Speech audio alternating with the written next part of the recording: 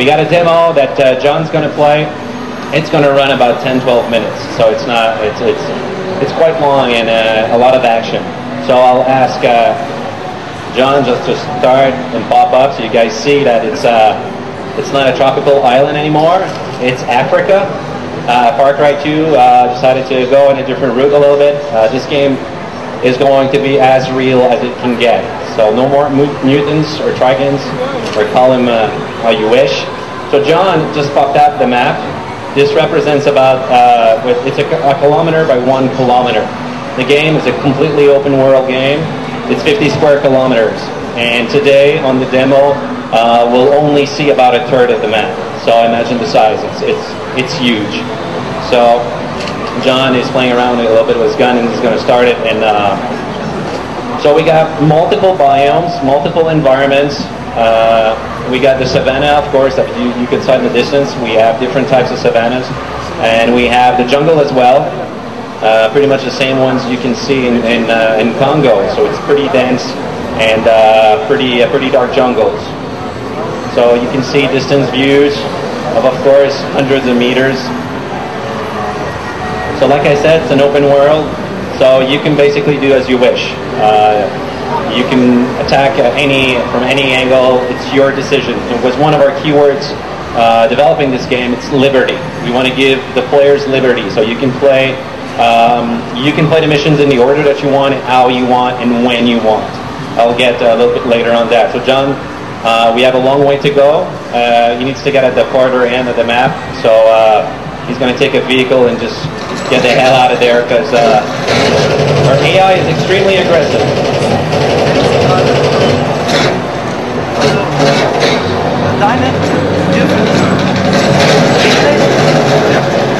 So like I said, the AI is super aggressive. It won't accept that you can just steal a vehicle and go like that, so it's going to chase you. So expect a lot of cool chases. If there's a vehicle, they'll take it and they'll be on your tail pretty quickly. One thing to point out, if you got the chance to come and see the demo again, come and see it. Oh. But it's impossible for us to play the game the same way twice. The AI is completely autonomous and lives in the world. So they just want to ram you.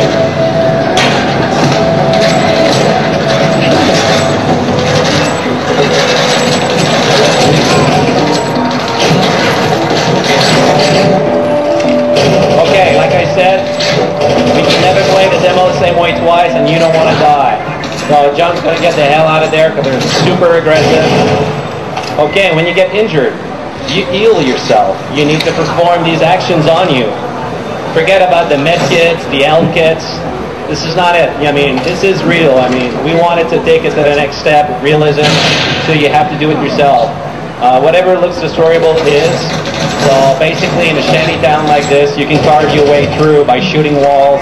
So it becomes basically a huge playground for you. That's an ammo pile where the enemy can take their bullets and you can take them as well.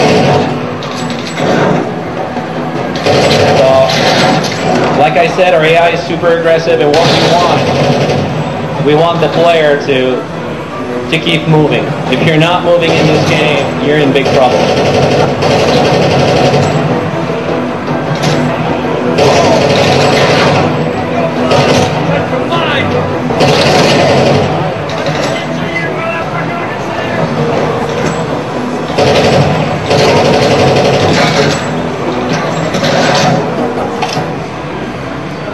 Okay, we already saw that animation. Like I said, this is a pre-alpha build. We'll have over 60 of those in the game. So usually, and if you get shot, you need to perform yourself an action about bullets. I mean, if you're into a car crash and you get injured, you might have to pop your shoulder back. I mean, it's exactly like that is going to happen. So what you hear is the ammo pile. You can shoot the ammo piles and it just starts this big chaos around you. And the AI will have to go and hide because there are bullets flying all over the place.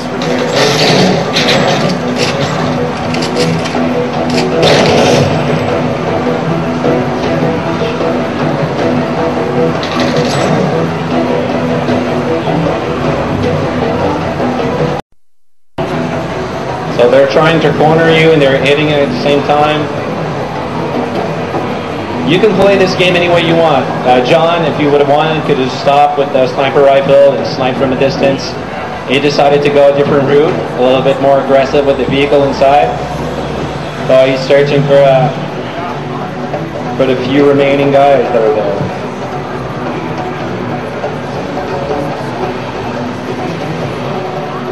Okay, well, let's just move away. I want to make sure we have time to show you guys everything. So, dynamism is also something that's extremely important in the game. Everything that should be destructible is, including trees. If you shoot a branch, it's going to fall. It's going to break exactly where you shoot. So, nothing is fake. If you shoot it, and the shadows are not big, everything is real time, and we have what we call a dynamic weather system.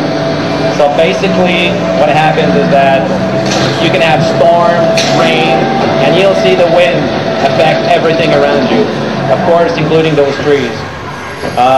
Also, that I touched, a subject I touched briefly at the beginning is that we have a 24-hour day-night cycle. Sorry, 24-hour day-night cycle. So, and it's just not for a wow effect or anything. It's a part of gameplay. We're really pushed hard on it for one good reason. If your mission is to rampage a camp and destroy everything, and you prefer to do it at night, well, it's your call. You can do it.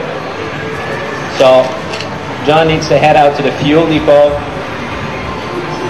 which is at the farthest end of this map.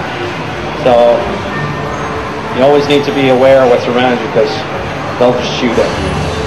So like I said, you can take the missions in order that you want.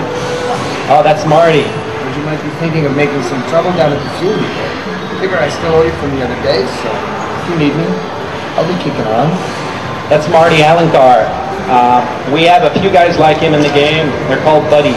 So basically, they're independent mercenaries like you, and basically, they can help you out, you can help them out. Are they to be trusted? Not all the time, so you need to be aware, but they can help you. Everybody likes that part, usually, when we pull this one.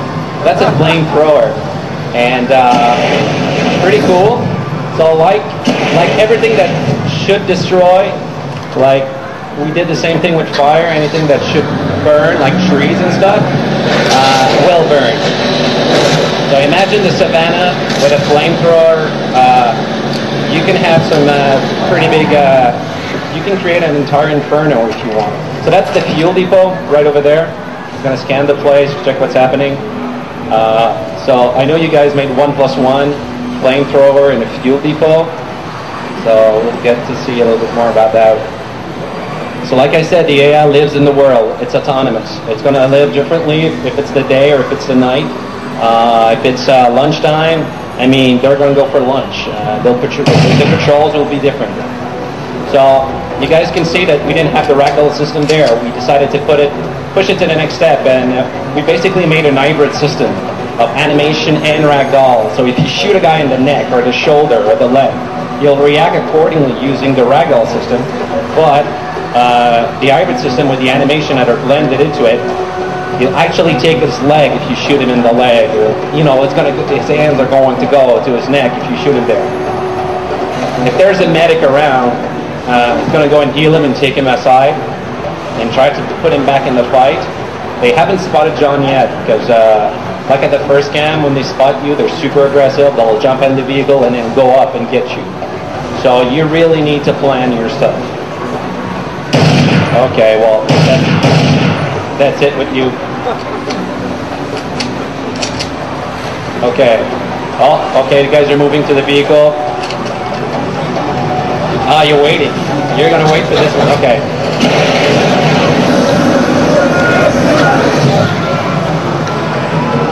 So if the guy gets out of the vehicle flaming, he's going to put the grass around on fire. So for us, it was super important to have propagation of fire. And the propagation of fire will go with what should burn will burn. And again, oh, he's got shot.